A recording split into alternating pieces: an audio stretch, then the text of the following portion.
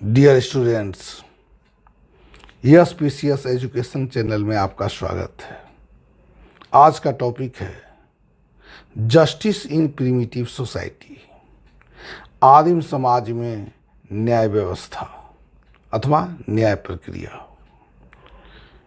Friends, यह topic आगामी BPSC में होने वाली जो परीक्षा है उसके लिए काफ़ी इम्पोर्टेंट है, इसलिए आपसे आग्रह है कि इस टॉपिक को ध्यानपूर्वक सुनें और पूरा वीडियो को देखें, लाइक, शेयर और सब्सक्राइब करें।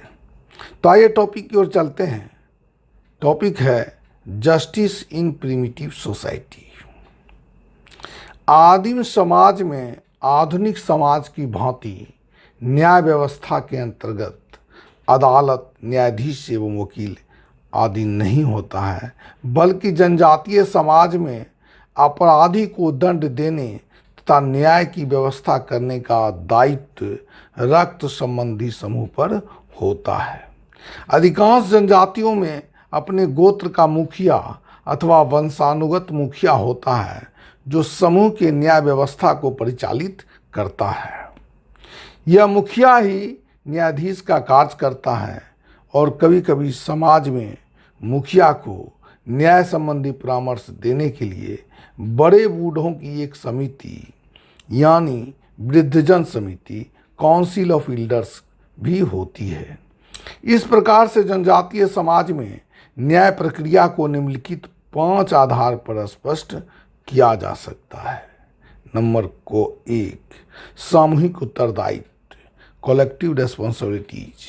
आदिवासी समाज में किसी एक व्यक्ति द्वारा किए गए अपराध के लिए उस समूह के सभी सदस्य समान रूप से उत्तरदायी होते हैं। यानी यदि कोई व्यक्ति किसी गोत्र के सदस्य के साथ अपराध अथवा दुर्व्यवहार करता है तो गोत्र के सभी सदस्य सम्मिलित रूप से विरोध करते हैं।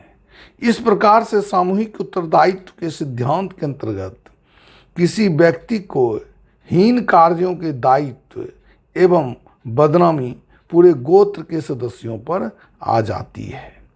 इस सिद्धांत का दूसरा रूप यह भी है कि यदि कोई व्यक्ति अपने ही समूह के अंदर अपराध करता है तो उसको दंड देने का उत्तरदायित्व भी उसके ही रक्त समूह अथवा गोत्र समूह पर होता है।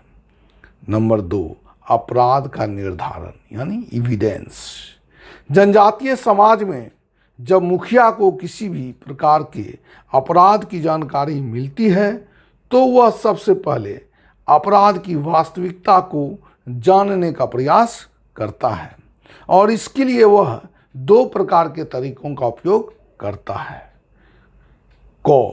ओथ यानी शपथ या सौगंध, दूसरा है ऑर्डील यानी कठिन परीक्षा। तो की ओर चलते हैं। शपथ या अथवा कसम। आदिम समाज में जिस व्यक्ति के संबंध में अपराधी होने का संदेह होता है उसे नाना प्रकार के कस्में खिलाकर सच बोलने के लिए मजबूर किया जाता है। यदि व्यक्ति कस्मों को खाने के बाद भी अपना अपराध स्वीकार नहीं करता है तो उसे निर्दोष मान लिया जाता है। शपथ अथवा कसम के द्वारा अपराध के निर्धारण के पीछे धार्मिक विश्वास छिपा रहता है। जनजातीय समाज में ऐसा विश्वास पाया जाता है कि झूठी कसम खाने पर अलौकिक शक्ति स्वयं ही अपराधी को दंड दे देगी। इसलिए अलौकिक शक्ति के भय से व्यक्ति कसम खाने के दौरान सच बोल देता है। विभिन्न जनजातीय समाज में शपथ खाने की विधियां भी अलग अलग पाई जाती हैं। क्रो जनजाति में व्यक्ति को अपने मुंह में चाकू रखकर तथा सूर्य को साक्षी मानकर परंपरा स्वीकृत कुछ शब्दों का उच्चारण करते हुए सौगंध खाना पड़ता है। उनमें ऐसा विश्वास है कि झूठी कसम खाने पर उसका जीव कट जाएगा। परंपरागत भारतीय समाज में भी किसी घटना विशेष की सत्यता को जानने के लिए पंचायत में ईश्वर की कसम, बाल बच्चों की कसम अथवा हाथ में गंगा जल को रखकर कसम खिलाई जाती है।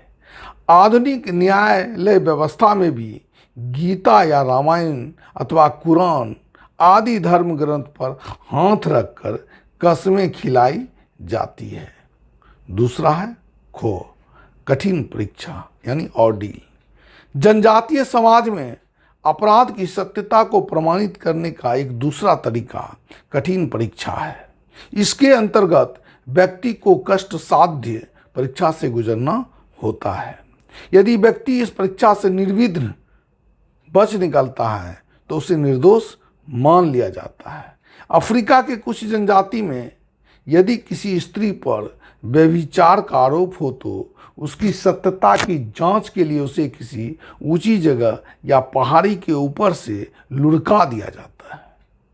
यदि स्त्री को किसी प्रकार की चोट नहीं लगती है तो उसे निर्दोष मान लिया जाता है।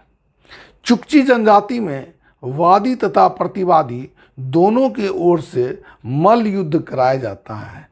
जिस पक्ष का पहलवान हार जाता है उसे दोषी मान लिया जाता है। प्राचीन हिंदू समाज में भी रामायण के अनुसार सीता को अपना सतीत्व को प्रमाणित करने के लिए अग्नि परीक्षा देनी पड़ी थी। नंबर 3, अपराध में अपराधी का इरादा, क्रिमिनल मोटिव्स। आधुनिक न्याय व्यवस्था के अंतर्गत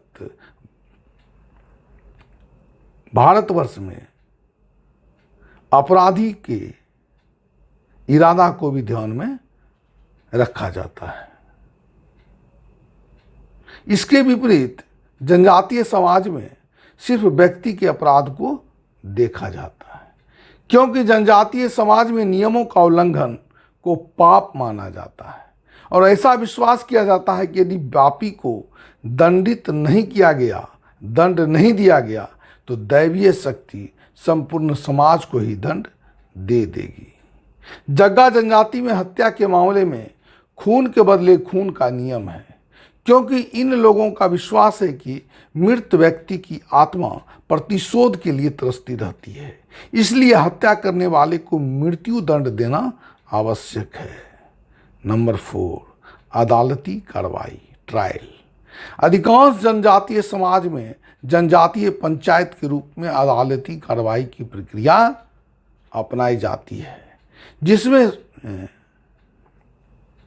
अभियुक्त को स्वयं को निर्दोष प्रमाणित करने का अधिकार प्रदान किया जाता है और अंत में जनजातीय पंचायत का प्रधान मुखिया परंपरा स्वीकृत नियमों के अनुसार दंड की घोषणा करता है।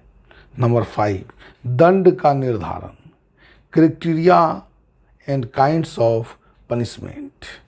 जनजातीय समाज में एक और दंड का उद्देश्य अपराध से प्रभावित व्यक्ति को संतुष्ट करना होता है तो दूसरी ओर दंड की कठोरता द्वारा जन सामान्य को अपराध के प्रति भय की भावना को उत्पन्न करना होता है।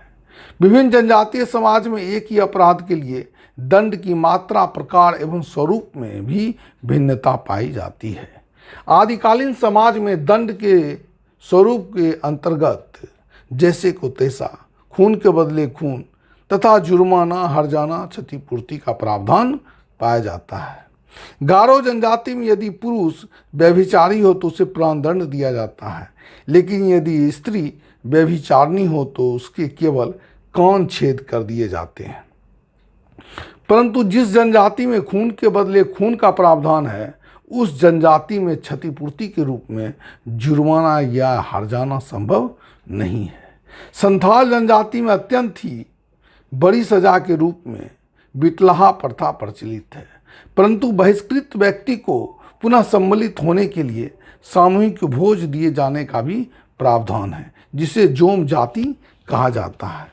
इस प्रकार से हम पाते हैं कि आदिम समाज में व्यक्ति अलिखित कानून का पालन जनमत के भय से, अलौकिक शक्ति के भय से करता है, जिससे जनजातीय समाज की व्यवस्था, संरचना एवं निरंतरता बनी रहती है।